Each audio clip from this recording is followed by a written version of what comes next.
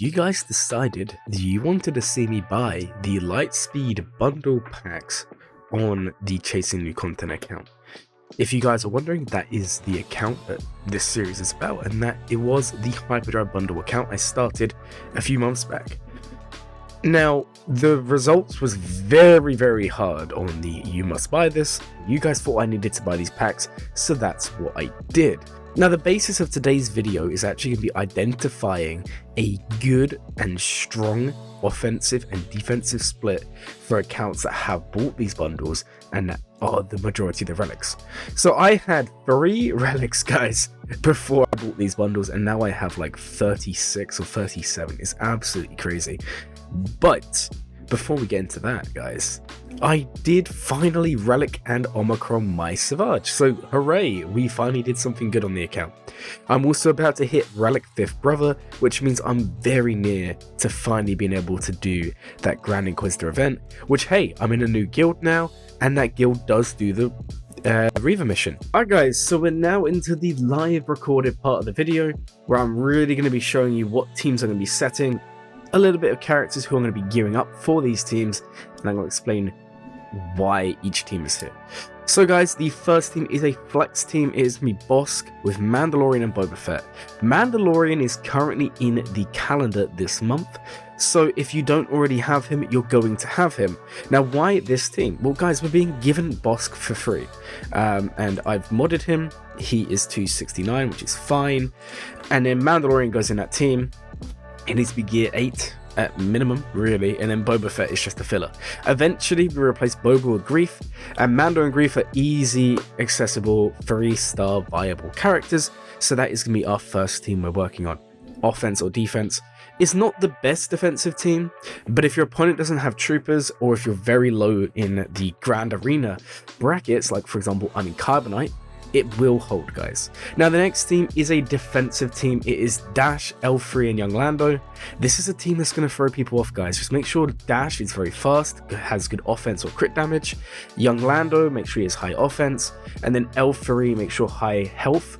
If you're running L3 in a Dash team, you want some health because they are going to be healing on the special here, especially when they're prepared. Now, you may go protection. That's what I do on my main account, but health can be very good. We then have another flex team, guys, which is Mothma with Kyle Katarn and Cassian. Now this can work on defense, it can work on offense. It's just a really good team. Then we have our first offense with Vader, Palpatine, and Mara Jade. Now guys, just bear in mind you may want to remove Vader here and run Palpatine, Mara Jade on their own, and that's perfectly fine. And then we have the team of the week. If you are someone who has done Savage Omicron, and then you bought these packs, I think this can be the best defensive team you can make from everything. And it's going to be Savage, Talon, and Sith Trooper. Now, why do I recommend this team? So Savage Oppress with the Omicron is basically always taunting. He's always being critically hit. And when Talon's in there, Talon, if you have the Zeta, which I'm going to be applying at some point, she will give turn meter 5% to all allies whenever the leader is hit. And Savage is in the lead, so he's always being hit, so you have a constant turn meter on top of what his Omicron is already giving him, which is 30% turn meter. So every time he's hit, he's actually gaining 35% turn meter, and the rest of the team go as well. And on top of that, he's also going to be boosting offense stats in Grand Arena. So actually that 30%, yeah, that's fine, because we also get it here as well, because we're going to gain 10% turn meter, so it's even higher. And then whenever he's critically hit, he's going to be gaining health still and offense, and other Sith allies gain this as well. So Sith Trooper's going to go crazy. Sith Trooper's also going to be assisting. Really cool team that you guys should maybe try out. Then we're back to the Lightspeed bundle teams. Now, I didn't want to put Hux with crew because you're trying to split teams up in the early to mid game. Hux with First Order Stormtrooper, First Order TIE Pilot is very strong. If you are someone who has done the First Order TIE Pilot Omicron, you may actually want to run Sith Trooper in this team instead, and that also works perfectly fine. It's a very nice offensive team. Next, we have the defensive version, which is Crew with Kylo Ren and First Order Executioner. Now, you may want to save OG Kylo for solos, but this team is quite annoying to deal with. And again, if you have First Order TIE Pilot Omicron, don't be afraid to run that in this team as well as a defensive unit.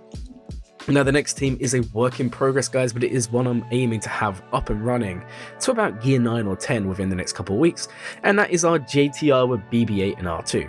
This team is really strong and will beat any low gear CLS teams and some other teams as well. It's just a really nice team to have. It can work defensively, but the power is in the offense, guys, and you have to relic these up if you bought the packs anyway, because you want Rey, right? So that is a team that we're going to be building. And then we have our next defensive team, which is Finn, and Poe. Really strong team. And then we have a flex team, guys. We have 2. I'm not really sure where to use these right now. We've got Night Sisters, and we have enough to do 2 teams. I'm thinking of Talzin, Merrin, and Daka, and then running a Sarge, Zombie, and Spirit. I'm not really too sure, but we'll figure it out. I feel like their Sarge team could work on defense potentially, because my opponent may get stuck behind Zombie. I've also been debating, because the guild I'm in is now doing Rogue, right? So I've been debating actually investing some time and taking, I need to remember which one it is. I think it's Initiate. And taking this one up. It's the other one. It's Acolyte. I knew it was Acolyte. And taking this one up to Relic for platoons, and then it would add to my 3v3. Because in this team, Acolyte will stealth, and there is a real chance you just time out to hit and zombie. It's one of those ones that doesn't really work anymore in Kyber, but anything below that, people don't know how to deal with it. Then we have our next offensive team. We have Veers with Piet and Dark Trooper, really good team. And then we have this team. If you've bought the Hyperdrive bundle and if you've bought the Lightspeed bundles, you're going to have some leftover Old Republic, guys. You're not really going to do a lot with this, but you might as well just run Calf with T3 and Bastila, maybe as a backrow team. Guys, I'm going to be real. You're not going to set this many teams. We're in Carbonite. Some of you might be in Bronzium, but even if you set these, it's better than setting level 1 characters, and I feel like it's a good defensive split. And then if you decided not to run these, we actually have these as opportunities. So we have Savage as a solo, we have Vader as a solo, we have Vader plus Talon as a solo. Now, if you're wondering why I'm suggesting Vader and Talon, it's because Vader with Talon, you gain the extra speed, and that alone might allow you to beat those Geos. So that's what I'm going to be running as my defensive and offensive split. Just remember, guys, it's 3v3. I think I'm in Carbonite now. I think I'm in like Carbonite 4. So it's not like I have, hundreds of teams to be setting, but at the same time, we do have some work to be doing. So we've got 3 teams and 1 fleet, and doing it this way, we can change up a defense often. In Carbonite, no one's going to be like scouting me, so it's not too much of a pain. But there are also a few characters I want to highlight you guys that you should maybe be farming. The first is Mandalorian Grief. Make sure you have a boss team of some description. The next one is, don't be afraid to farm Mothma or Cassian to go into that Mon Mothma team. Then in terms of other characters, you guys can see that I'm working on. We have Zorius being farmed, and then eventually we have Starkiller who's unlocked. We're just not going to gear him yet, guys. I know he's so good. I know he is. But I do have some other stuff I've got to finish first, and I don't want to deter there. So that's kind of my split, guys. Let me know what you think. And with that, I want to announce, guys, this episode is the beginning of a change in the series. So before, it was called Chasing New Content, and it was just aimed at doing new things. But now with these packs, we can really dive into something I've been wanting to do for a while, and this is now the Race to Kyber series. This is now going to be a series where I document each week, once or twice a week, and I show you the progress and try and help you guys on the journey with myself to get this account to Kyber.